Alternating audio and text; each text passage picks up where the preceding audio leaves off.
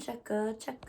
Hello, how are you? And welcome back to my channel. This is my podcast, Up in the Clouds. I hope you guys are doing amazing and happy Mother's Day to all you beautiful, amazing mothers out there. And I'm sending you like so much love and light and just hope y'all have the most amazing, beautiful day ever, and just bask in how amazing you are for what you do every single day. You show up and you take care of your babies, and that's something that should get a little round of applause and, you know, deserve more than just today. But today is your day, so I hope all you beautiful mothers out there are shining.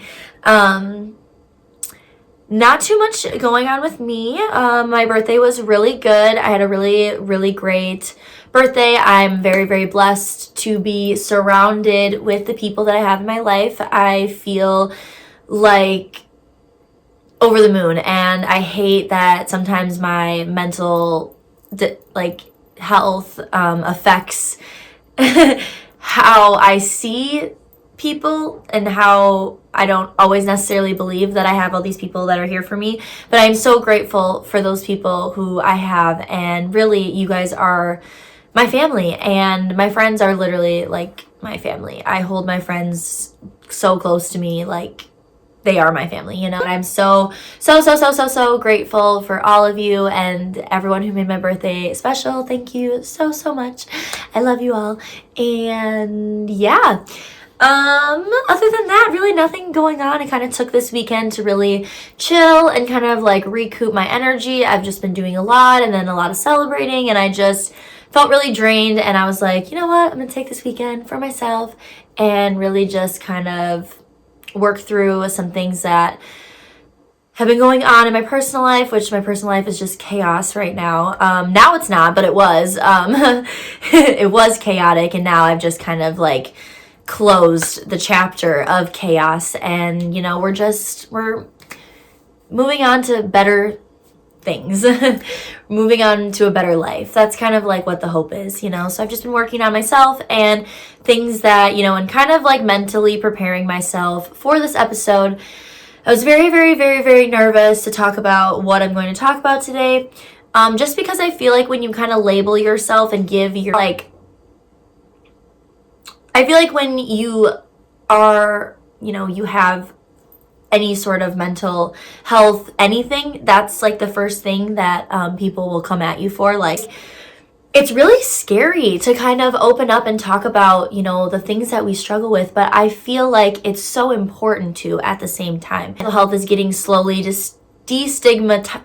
The stigma around mental health, I feel like, is getting a lot better, and more people are opening up about it and opening up about their experiences and the things that they struggle with. So I feel like that's really helping, and so I just don't feel like it's right to kind of like hold what I've been, you know, what I discovered about myself a few months ago, and why everything kind of in my life like started to make sense after I realized like what I was like really, you know, what was really going on, and what, you know, I've really been dealing with for a really long time that I really didn't know. And you kind of just live your life like really normal, and you just think that the way that you live is like normal. And so sometimes it kind of takes like something to like point out, like being really realize like what, you know, what you're dealing with is not normal. And this is like that, just like it's kind of a slap in the face, really, because you just like think like, this is just me, like I'm so normal. This is normal. Everyone deals with this, because you kind of like want to like make yourself believe that, you know, you want to think that everyone thinks the way that you do, and it's just like, it's not always that way. And the way that we handle things is not always, you know, the way that everyone else handles things. So when we have that mental realization about ourselves, sometimes it can be really scary. And it can be scary to open up about it, because like people can hold that, you know, against you. And yeah, so been very nervous to talk about this, but it's something that I've also been just like ready to talk about at the same time, just because it kind of opens the door a little bit more for people. And, you know, the more people that are open about it, the more other people are willing to be open about it. And then we can all kind of like work on healing, you know, like that's really the goal of it all, right? So today I am going to talk about borderline personality disorder. What is borderline personality disorder? So basically, it is people who struggle with extreme mood swings from not just like badly, like you can go from being super sad to like really happy in a matter of minutes, hours, you know, whatever. Most of the time people with BPD have trouble controlling their emotions, so if something happens and they can be triggered, they can lash out, you know, cry. Something good happens, they're experiencing like an overwhelmingly amount of happiness where it can be like almost overstimulating. Most of the time people with BPD have unstable relationships, so it's really hard to maintain a relationship because they kind of get very paranoid and most of the time kind of like push people away, or can, you know, have difficulty like with boundaries, and they just like, you know, cling, so it can be hard. A lot of it has sudden, like kind of like when I talked about the sudden emotions, like the switch, there's sudden changes about how they feel about themselves, how they feel about others in the world. Like it can switch like that. Like one moment you can feel like you are so in love with someone, and then they can do something and you literally hate them. Like you can just hate them. And then there's a strong fear of abandonment, rejection, so that kind of like correlates with the pushing people away, aka also relating into the unstable relationships, because you never really let people get too close because you're so afraid of abandonment, rejection, whatever, that you kind of don't let people get too close, or you kind of like, you know, there's a distorted self-image, there's a lot of guilt and ashamed, and there's just the feeling of emptiness, which can lead to depressive episodes if they like feel the overwhelmingness of empty. It kind of like feels like you're drowning. The paranoia, so obviously the fear that everyone's going to hurt you, everyone's going to leave you, everyone's going to, you know, one day just reject you, so you kind of like have a really hard time trusting others. There's a lot of paranoia, just always feeling people are like kind of out to get you, and so therefore kind of also correlates with the unstable relationships, because if you think everyone's going to hurt you, you're going to, you know, manifest that. People with BPD have a high risk of suicide and self-destructive behavior. Self-harm, eating disorders are very common with people with BPD. It is estimated that BPD affects 6% of the population, but that's really, but also in the article it said that it's unlikely that that number is actually correct, because a lot of people go undiagnosed because they think that their way of living is normal. So they don't really necessarily realize that the way that they handle things and the way that they like live their life is not necessarily normal. So a lot of people go undiagnosed, and a lot of the times they are getting treatment or help for something else, and that's kind of when they realize, you know, that they have BPD. It's more likely to affect women than men, but that doesn't mean that, you know, men can't, but it's just more likely. That's the stats. Childhood emotional neglect is usually one of the main causes of BPD, and looks like he came to comfort me while I talk about this. So that's like a big, you know, or some sort of like abandonment, neglect, some sort of like emotional trauma, like in their upbringing, that correlates into like late teens, early adults, when people usually get diagnosed. People with BPD are more likely to struggle with substance abuse, drug, alcohol abuse, obviously, like I said, depression, that feeling of constant emptiness, self-harm, and suicide. People with BPD are 50% more likely to die from suicide. And as I kind of mentioned before about people with BPD having eating disorders, it's about 25% of people with patients with BPD have anorexia, and 28 have bulimia. And a lot of that has to do with something that they can control. So their emotions are like, it's very, very hard to kind of control your emotions. So like the eating disorder is like a self-destructive thing that you can do to yourself that you can kind of be in control of. So therefore, you know, whatever. And 75% of people, or a lot of the times if you have, you know, BPD, you struggle with anxiety, depression, you know, a lot of the things, like you have some sort of other like mental illness. Yeah. So that is something that I've been, you know, and obviously there's a lot of negative, very, very negative connotations around BPD, and a lot of people are very, very, very unaware of kind of what it is.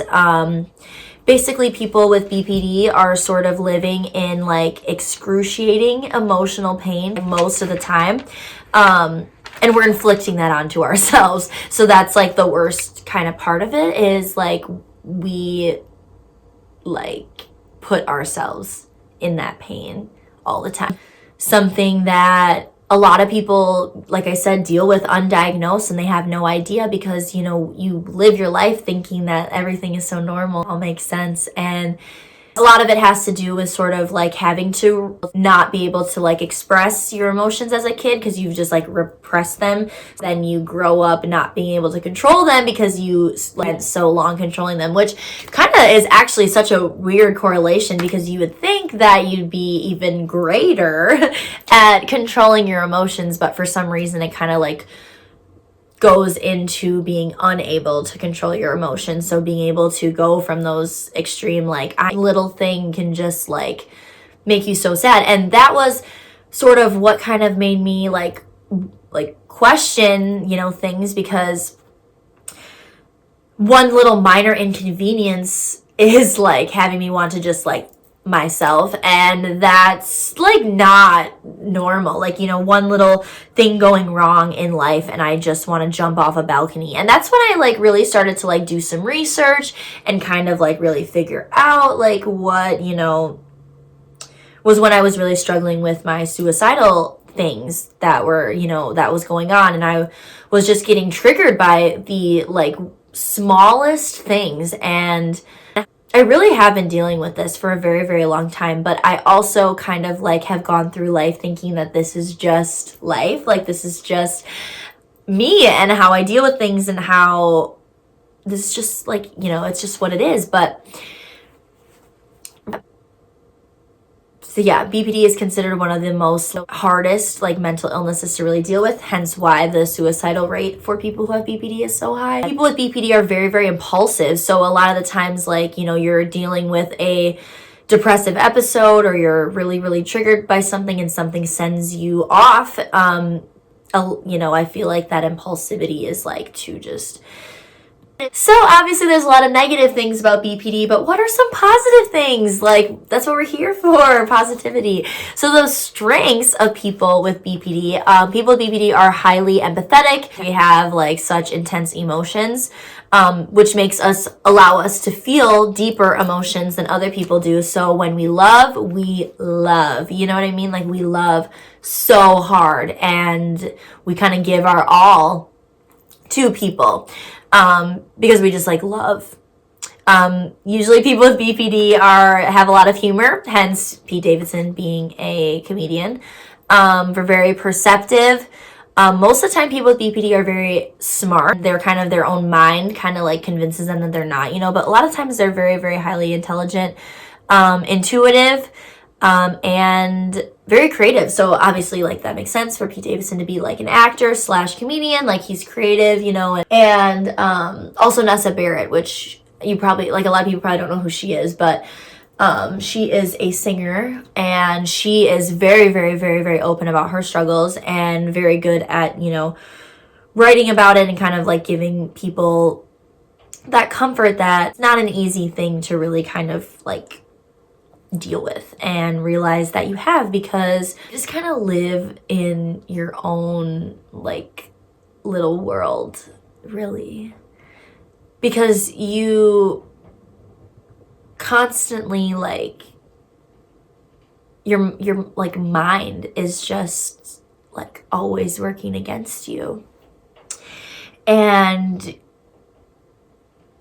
struggling to really just like not get into, you know, an episode. And the worst part about it is there isn't like, I'm not really like super for medication, but I do believe that like there are certain like things that people need to take medication for. So like I would never like be like, don't take medication. But like me personally, I had bad experiences with it, so I'm kind of more like, I guess I shouldn't say like I'm against it, I'm like just afraid of it, just because I haven't had good experience taking medication. And then I got like really addicted to to Xanax, and so I just don't like to fuck with any sort of medication, and that's just like a personal preference. It does not mean that I don't believe in, you know, it can help people, because it can. It's just my experience. It did not help me.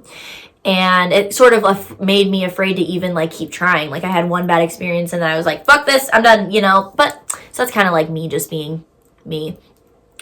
But there really isn't any real treatment for people with BPD except for therapy.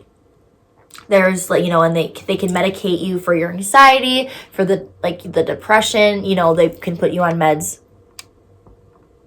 for that, but it's nothing like, there's not like one specific pill that helps BPD. What I learned from, you know, weed. Weed has been the only thing that can kind of like get me out of a BPD episode, whether that be anger, depressive, like anxious, whatever kind of like emotion I'm like experiencing that's like really overwhelming, where I feel like I'm like drowning. Kind of remember we talked about that. That's like another thing, is you feel like you're being drowned by your emotions sometimes, and you just don't know like how to like get above water, you know? So weed has been the only thing that really like helps. I feel like if I'm like a constant like high, most of the time like I can, or like if I'm experiencing a really bad BPD episode and I'm just like kind of like losing it, like spiraling almost, where I like don't know how to stop, what to do, I'm really destructive, whatever, that I can smoke and it'll just like chill me the fuck out. And so, and it's crazy because I feel so badly for people that can't smoke weed because it makes them paranoid, because it is the only thing that stops mine. Like it's literally the only thing that stops my paranoia. Like it's the only thing that kind of like helps me like be like not so fucking paranoid all the time. It's so hard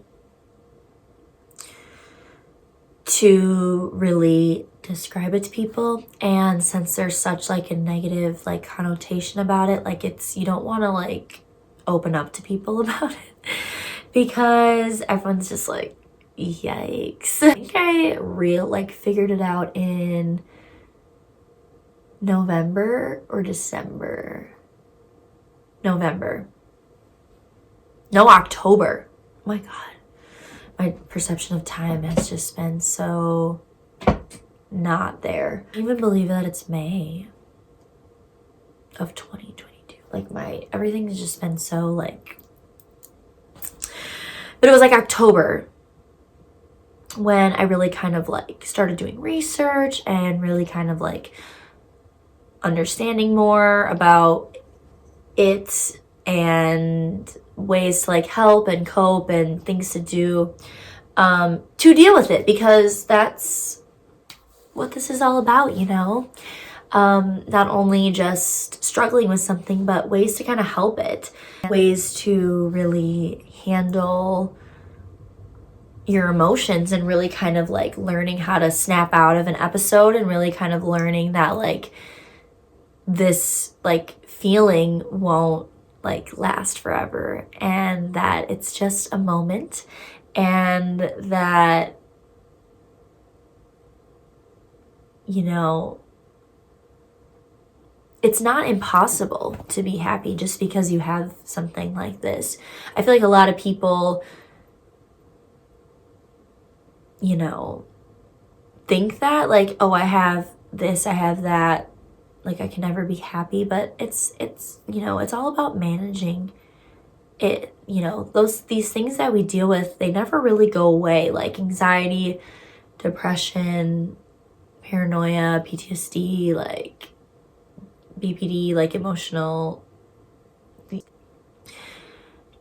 You can be good and still have like days that aren't good. And that's like what I feel like I have to also remind myself as well, that a bad day doesn't mean a bad life. And when you have mental, you know, health struggles, you're going to have bad days, and you're going to have days where it, you know, feels like that. And you just have to kind of like remind yourself that that feeling like doesn't last forever, and to not let yourself drown in it. You know, let yourself feel whatever you need to feel, let yourself feel those emotions, and then sort of remind yourself like, this isn't going to last forever. This is something, or like if you, especially like with BPD, I feel like you get really, really angry about like the dumbest things. Like you just like get so worked up over something that's like doesn't need to be worked up about. So just kind of like reminding yourself like, is this really worth my emotions, my anger, you know? And that's why a lot of the times, like when I'm in a situation that I'm angry, I separate myself, because I feel it's called splitting, basically, when you have like no control over everything and you kind of just like don't even really know like what's going on. So like when you're angry, sometimes it causes you to say things that you don't mean, and because you're just so angry and everything is just really, really, really overwhelming you, and you just like, so a lot of times when I'm angry, I just kind of isolate myself. And, you know, if I'm arguing with a person, I kind of have to like turn off my phone if I get too worked up, because I have been in situations where I have said things that I have not meant at all, out of anger and just being caught up in that. So,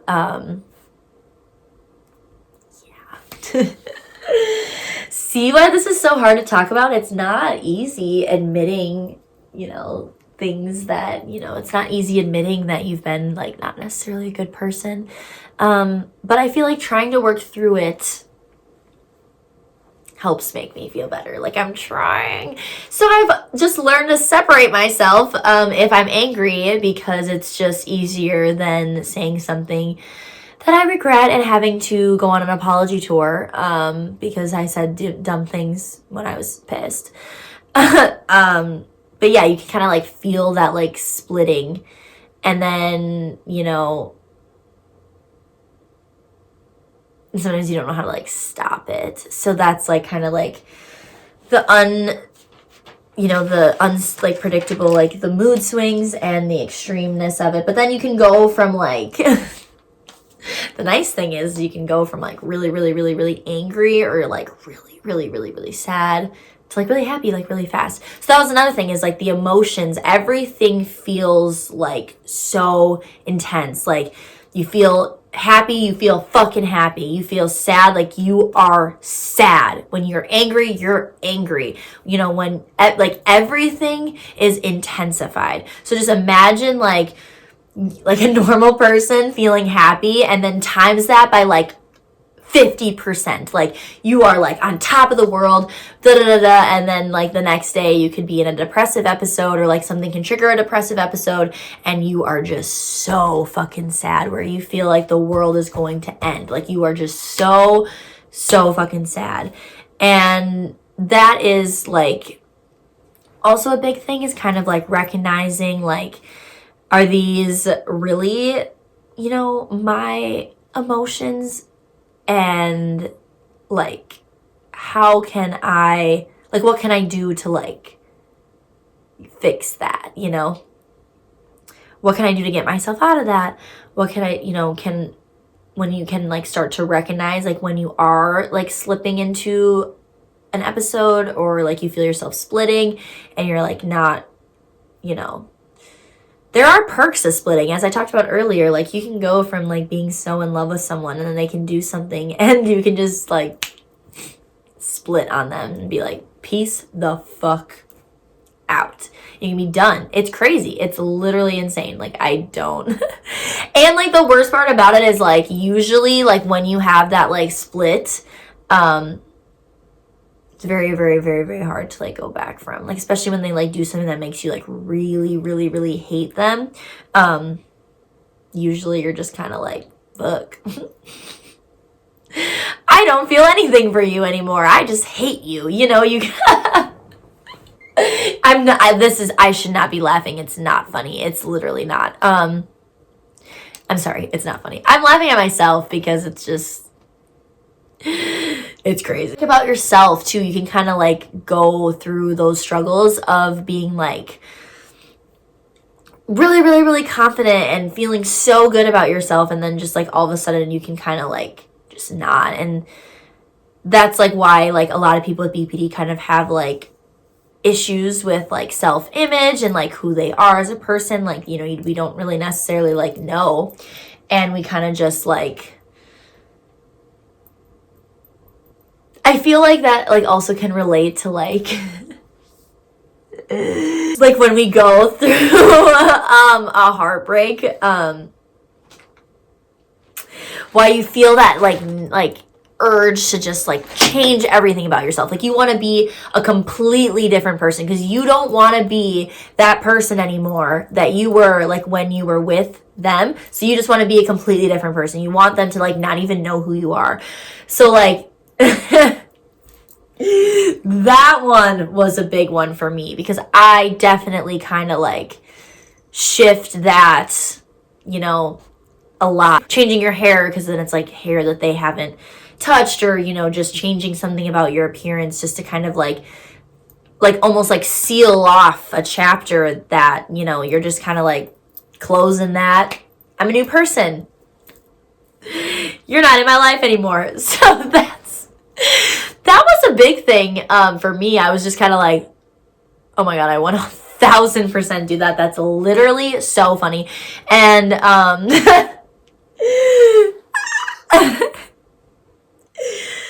yeah, so it's so great. I love it. I love it. I love being afraid to let people into my life because I'm just afraid they're gonna leave me. I love being afraid of abandonment. I love it. It's just so great.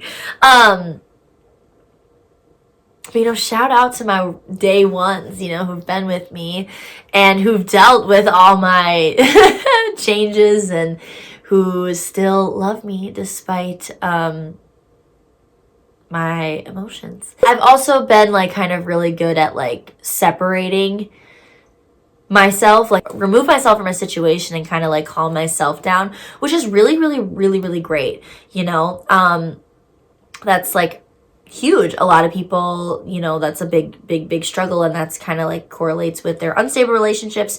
But just being able to, like, recognize that about yourself and be like, hey, I'm having a fucking episode, like, I need to remove myself from the situation. Or, like, you know, just being honest and open with people. And I just feel like the barrier of behind mental health is kind of, like, really breaking down, and it's really allowing people to kind of, like, be open about it, which when we can be open, we can heal and we can start, like, learning things and recognizing triggers and really kind of, like, work through them instead of just concealing and hiding and dealing with everything kind of in private and then really never actually, like, working through it and working, like, how to live with it. Like, this is something that I have, this is something that I have to live with, and this is something I have to work through. I'm not going to let it, you know, ruin my life or let it, you know, ruin everything for me and never get into a relationship because of it, because it's just going to have to be, like, people who have BPD have to find very, very, very nurturing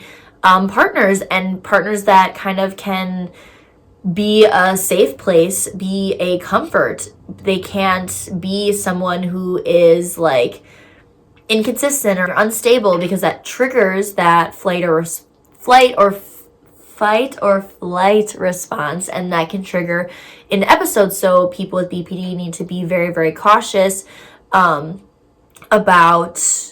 partners, relationships, friendships even. You don't want friendships that kind of trigger episodes, because your friends are supposed to be the ones that comfort you, you know? So yeah, that's what I have been kind of holding on to for a couple months, that I've been kind of finding the right moment to talk about. This is not the right moment in my life to talk about this right now with all the chaos that's going on, but I caused this chaos that's going on in my life right now. But there's a lot of more behind it that I don't even want to talk about, because I don't want to like deal with it anymore. Like, I just want to be done. Like, I caused this chaos, and now like this chaos is over. You know what I mean? Like, fuck. I did something to make sure that like that will never be a thing in my life again. Yeah, sometimes you gotta do that too. Sometimes like the self-destructive really kind of comes in handy, because it kind of keeps the people that don't belong into your life away. Yeah, so dealing with some, like I said, it's not the right time in my life to come out about this, but I really don't give a fuck, honestly, anymore. I'm really kind of sick of letting other people kind of have such a control over my life. I literally just feel like I've been in a cage for the past like 6 months, so I'm free. I don't give a fuck. My life right now, this is going to probably bite me in the ass for talking about this, but like I said, I really don't care, because I'm healing and I'm working through it, and I wanted to share this with you guys because I want other people to feel more like comfortable with who they are and things about them, like that people have this, so that they can really, I don't want to say like, people need to be open. Everyone can, like, people need to feel safe about talking about things that they're going through, because it helps you. It helps, you know, when you're just keeping this, like, keeping everything just so quiet and just like, you know, not working through it, that's when you struggle. And we're all just trying to make it a better world for each other, and in a world where people can not be afraid to talk about things and be open, like being like able to be like, I'm bipolar without being judged. I have BPD without being judged. I have anxiety. I have depression. Like, I feel like there's certain mental health disorders that are more acceptable than others, but it's not fair to those ones that, you know, are a little bit more intense. Like, you know, as I said, like, people with BPD are living in excruciating emotional pain all the time, and they're like, we're putting that onto ourselves. Like, we are dragging our own selves through this hell that we're dealing with, and like, we are self-destructive, and you know, we ruin a lot of things in our lives because of that. And it just, like, when you open up to someone about like, this is what I deal with, then it kind of gives you like them like to see you in a light where it's like you kind of become more understanding. Because when you don't talk about it and you just like react to things, like, of course people are going to think like the worst of you. But when you kind of like give that like it a reason, and like you kind of explain like why you are the way you are, I feel like that's when people are more almost understanding and compassionate. Not always, because people can be fucking mean, and that's why like I was really scared about opening up to this. This will get held against me, I already know it, but I really just like needed to talk about it. I've been holding on to it for so long and been trying to find the courage to really open up about it, and I did a lot of inner work the past couple weeks. Like the last 2 weeks, I've just been doing a lot of like self work and really kind of like trying to feel what I need to feel. And this is something that I needed to share to kind of like really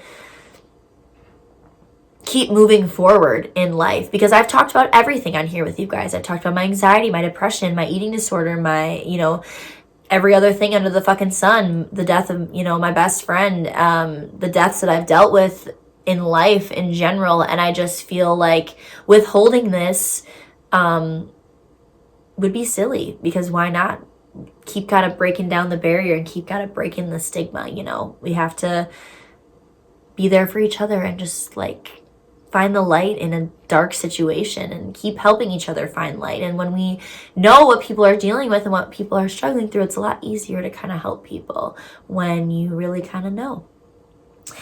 But obviously this is going to get talked about a lot more throughout this, now that I really know, or now that I have known what I have been dealing with, and really what is normal and not normal, and what is from that and what not. So obviously this is not the first conversation that we will be having about this, but it's just kind of like an insight, and I just kind of wanted to give like a better description. I feel like there's a lot of negative ways to describe BPD, and I just wanted to give a more positive, more factual description, other than what most people use to describe people with BPD, and just kind of give some information out, because I feel like it's really, really, really important to understanding things, is when you kind of have factual information on things, So yeah, that is it for this week's episode.